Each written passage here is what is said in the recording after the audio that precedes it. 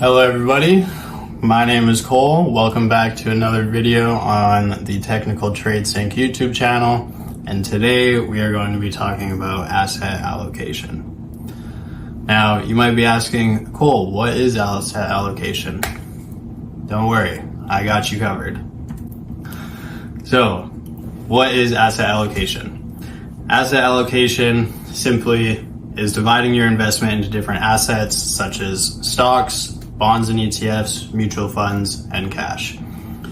Now, asset allocation might be one of the most important things that an investor can do before and during their investment journey, simply because you do not want to put all of your eggs in one basket. And when I say eggs, I mean stocks, because who knows, the stock market might crash, and if you have all of your money invested into stocks, there goes all of your money, and we do not want that to happen.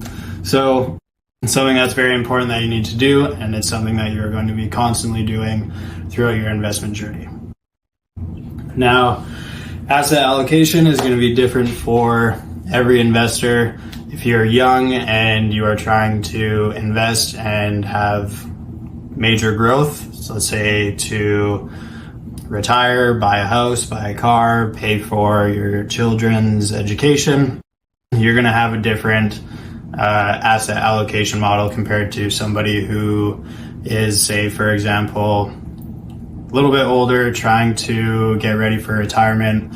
They're not going to have the same investments as you because they are going to probably be trying to play a little bit safer than somebody who is trying to grow, where they've probably already reached their growth and they're trying to play a little bit safer so that they can have some money left over for retirement. So it's going to be different for everybody. You just need to find something that works out for you, but it's something that is going to be constantly changing over time depending on your current situation. So we're going to take a look at some strategies or models for asset allocation. First one we're going to look at is the 60-40 strategy. So this one, simply put, is 60% of your investment is going into stocks and 40% of your investment is going to be split throughout bonds, ETFs, mutual funds, and cash. Pretty straightforward. Moving on to the next one, we have the rule of 100 or 110, 120. I've seen a few different variations of this one, but for today, we're just going to stick with the rule of 100. So this is, you take your age and you subtract that from 100. Whatever that percentage is, that is the percent of your investment that you are going to be putting into stocks. And then you are going to split the remainder into bonds, ETFs, and mutual funds. Here we have some beautiful pie charts that I put together just to have a little bit of a visual for each of the strategies / models that I just spoke about. So on the left, we have the 60-40 strategy, and on the right, we have the rule of 100. So 60-40 strategy, 60% of your investment is going into stocks, 20% into bonds and ETFs, 10% into mutuals, 10% in cash. Now, those aren't exact numbers that you need to do. I mean, 60% for stocks, yes, because it is the 60-40 strategy, but the remaining 40%, you don't have to do 20, 10, and 10. You can figure out a balance that works out for you or what you prefer. On the right, rule of 100, I took somebody who is age 30 for this example. So 100 minus 30, that leaves you with 70%. So 70% into stocks, and then I just split the remaining 30% evenly throughout bonds and ETFs, mutuals, and cash, just to keep it simple and just to have it into a visual for you. So here we have some other models. We have a risky, we have a balanced, and we have a conservative model here. Again, I will say these numbers aren't exact. These are just numbers that I have pulled and put into a visual for you, just to try and help explain it a little bit better. So for the risky model, reason why I say this is risky, having 80% of your investment into stocks, you don't know how the stock market is going to act.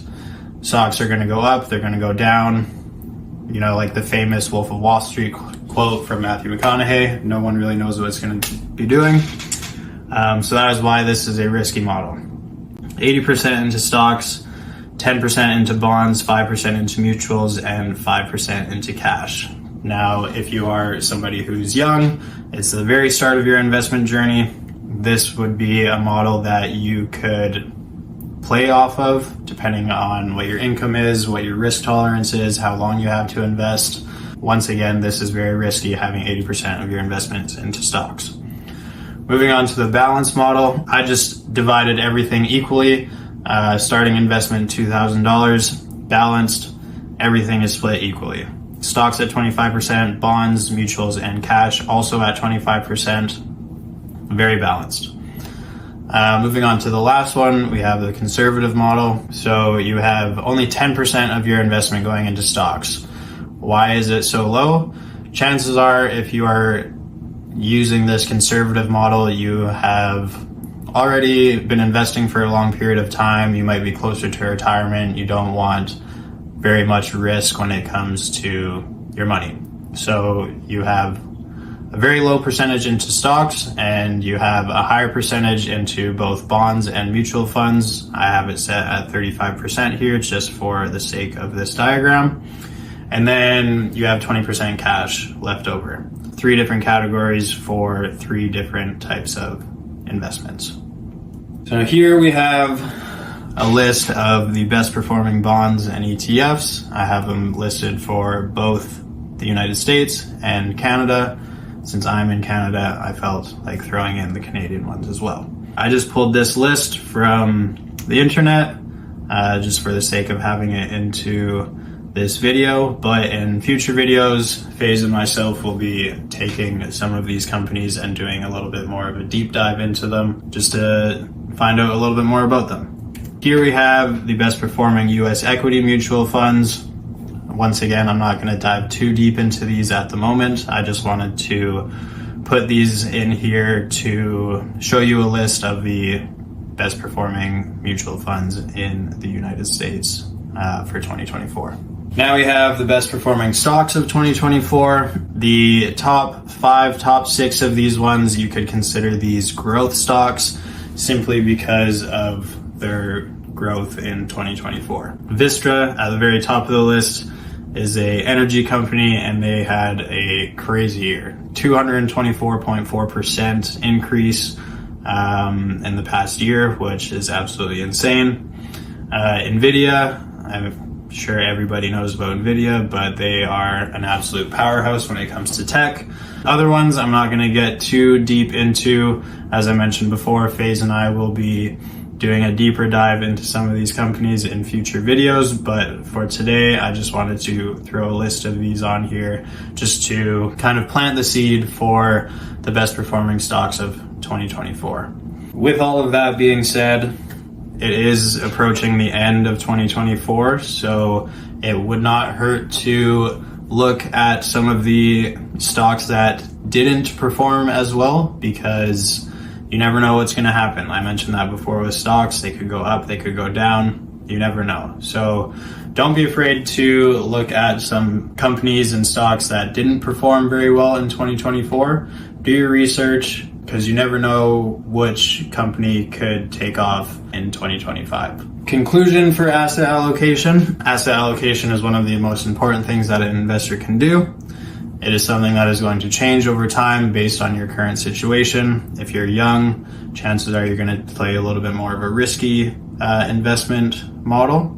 If you're getting close to retirement and you want to make sure that you're good, you are probably going to change to a more conservative model. Now that is probably going to conclude this video today.